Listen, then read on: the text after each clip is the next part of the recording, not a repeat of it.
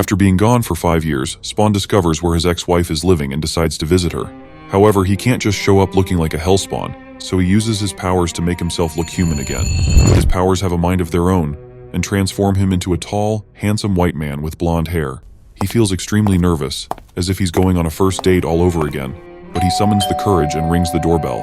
He is greeted by his beautiful ex-wife, Wanda, who is wearing a stunning white dress and looks even more beautiful than he remembered. Spawn hides his true identity, claiming that he works for the SPLA and is checking the neighborhood to ensure that all the dogs are licensed. Suddenly, a young girl runs out. It's Wanda's daughter. After Spawn was killed, Wanda moved on with her life and had a child, something Spawn could never give her due to his inability to have children. Overwhelmed by a flood of emotions, he faints on the porch. When he comes to, he is greeted by Wanda and her current husband, Terry, who was once Spawn's best friend. Seeing that Wanda has moved on and started a family is heartbreaking for him, but he also feels a sense of betrayal from his best friend. In the end, Spawn decides to leave, feeling that it wouldn't be right for him to disrupt Wanda's newfound happiness. Why are you torturing me?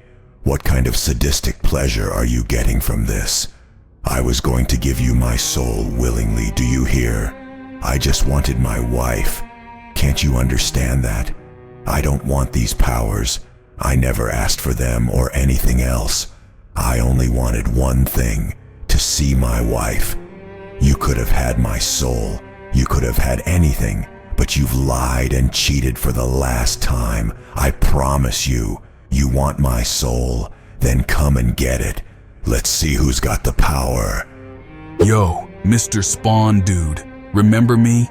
We didn't get a chance to share our common interests, like killing, maiming, slaughtering, and destroying all the things you did when you were with the government, so let's see how much heart you have.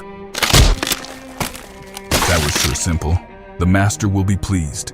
Don't know why the master wasted so much time on this guy. I heard he had some special powers.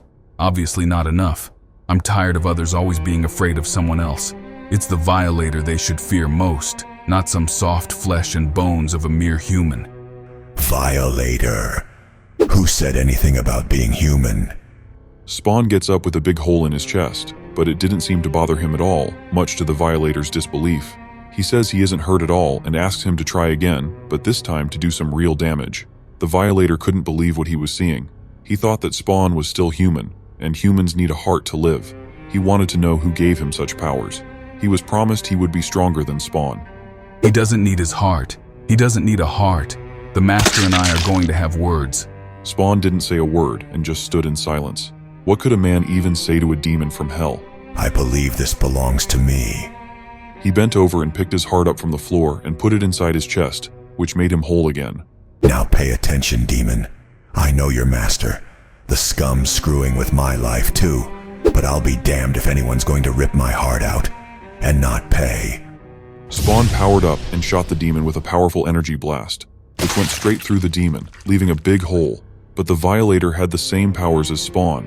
He didn't need organs to survive. He grabbed Spawn by the chest and threw him against the wall of the buildings. Listen, I'm not here to play games. I'm here to keep you in line and make sure you don't stray. My job is to show you the ropes. I just hope I don't strangle you with them. Spawn was tired of hearing him speak and shot the demon with another energy blast, this time hitting him in the arm. The demon retaliated and sliced Spawn's arm right off, leaving both of them with only one arm. Enough! I gave both of you far too much credit. It's not necessary to mutilate each other when neither of you can die.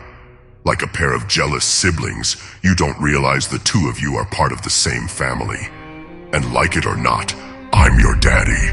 Malebolgia, the king of the 8th sphere of hell, appeared, angry that one of his hellspawns was fighting another demon. Malebolgia is the one who gave Spawn his powers and brought him back from the dead, but in return, the demon owns his soul forever. His goal is to gather enough human souls and become strong enough to confront God and his army of angels. So you see, my spawn from hell, I can't lose. The depletion of your powers leads to your death, which leads to losing your soul to the darkness. And simultaneously, killing the so-called bad guys helps build my army that much faster. Or you do nothing, just stand by and let the evil and ugliness prosper here on Earth. The devil says there is no sense in letting Spawn waste any more of his energy and magically grows his arm back. Hey! How about a little something for my effort? The Violator complained that he was also missing an arm, and that there was a big hole inside his chest. Silence! You have failed miserably. It is incompetence like you that make my battle against God so laborious. You, Violator, are a sad excuse for hell. You, my erratic child, are being grounded. For now, I'm through with the two of you. Malebolgia disappeared and went back to hell. He took away the Violator's powers and left him in his human form, a short, fat, and ugly man dressed as a clown.